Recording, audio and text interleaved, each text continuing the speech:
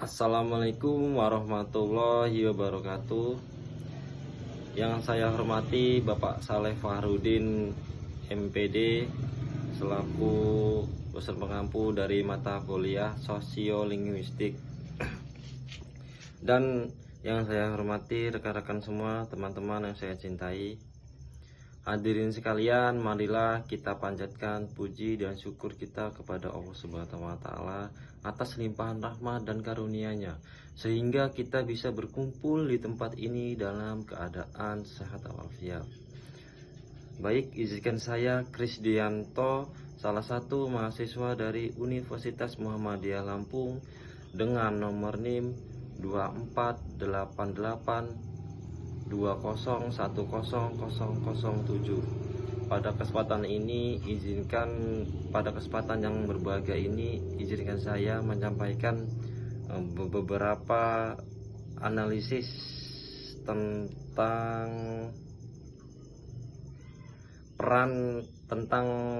penggunaan bahasa daerah dan bahasa Indonesia di dalam keluarga.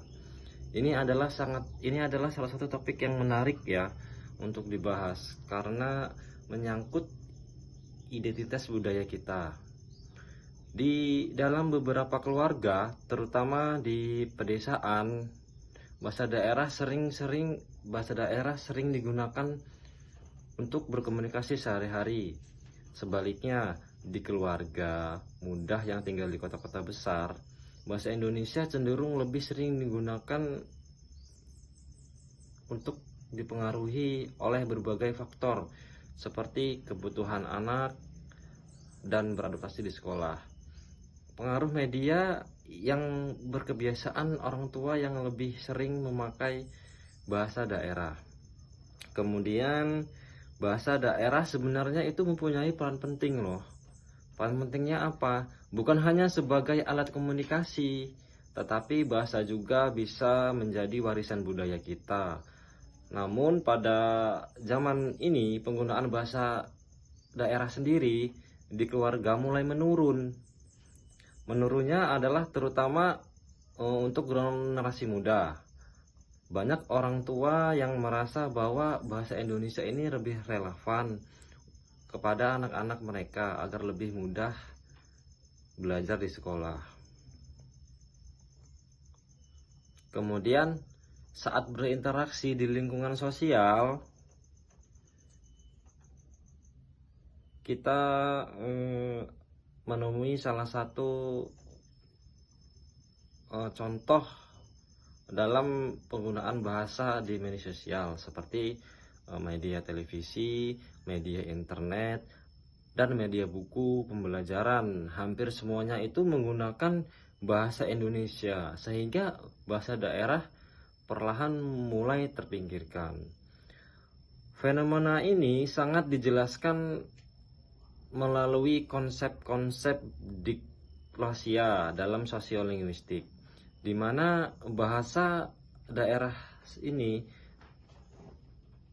sering menjadi situasi yang fenomenal atau yang santai, sedangkan bahasa Indonesia itu digunakan dalam situasi formal seperti pendidikan, dalam pekerjaan. Akibatnya apa? Akibatnya adalah efek terhadap anak-anak yang lebih banyak terpapar bahasa Indonesia dibandingkan bahasa daerah tersebut. Meskipun begitu, melestarikan bahasa daerah itu sangat penting. Kenapa? Kita bisa memulai dengan cara sederhana, seperti menggunakan bahasa daerah dalam percakapan sehari-hari atau kita berinteraksi sehari-hari dalam rekan-rekan kerja, dalam dunia pendidikan atau di keluarga, bercerita dengan anak-anak. Itu dalam menggunakan bahasa daerah bisa.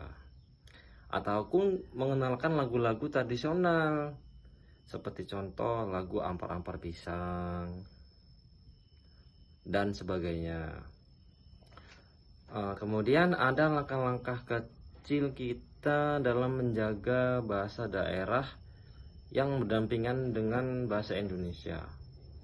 Walaupun belum resmi yang menyatukan kita, bahasa daerah juga perlu dijaga sebagai bagian dari identitas kekayaan budaya kita. Selain itu, kita sebagai anak muda itu sebagai ujung tombak. Kenapa bisa dibilang ujung tombak? Ujung tombak dalam melestarikan budaya-budaya dan bahasa-bahasa daerah negara kita, negara tercinta kita, yaitu negara Indonesia.